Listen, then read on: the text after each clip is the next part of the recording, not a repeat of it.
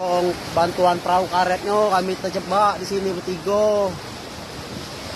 Warga terjebak banjir bandang di Lahat minta bantuan perahu karet. Hujan dengan intensitas tinggi yang terjadi sejak tadi malam menyebabkan banjir bandang di Lahat, Sumatera Selatan pada Kamis 9 Maret 2023.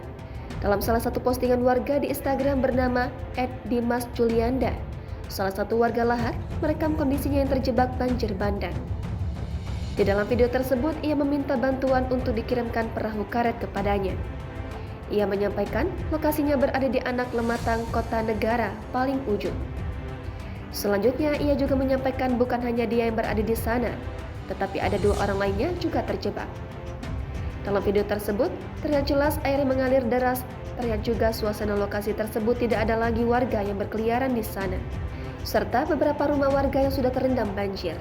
Tak hanya itu, dalam video lainnya terdapat salah satu rumah tepi sungai di desa Nantal roboh akibat tanah yang terkikis akibat banjir bandang tersebut. Dalam video tersebut, salah satu warga mengatakan bahwa mereka juga berbahaya berada di situ. Ini dia. Kapal loh. Tadi dia jendrung. Kita nih bahaya. Jauh. Dan harus menjauh dari lokasi rumah roboh tersebut. Pada video postingan @bank_1808_ merekam kejadian banjir bandang di atas celengan tinggi.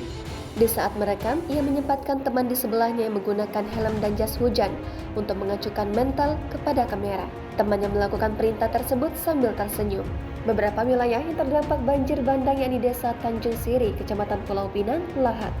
Sawah warga desa Tanjung Siri yang siap panen porak-poranda diterpa banjir luapan sungai yang ada di desa tersebut.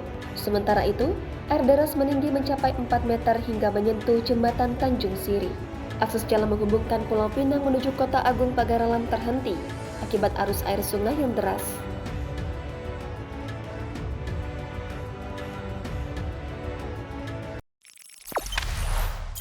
Jangan lupa subscribe, share, komen, dan like ya.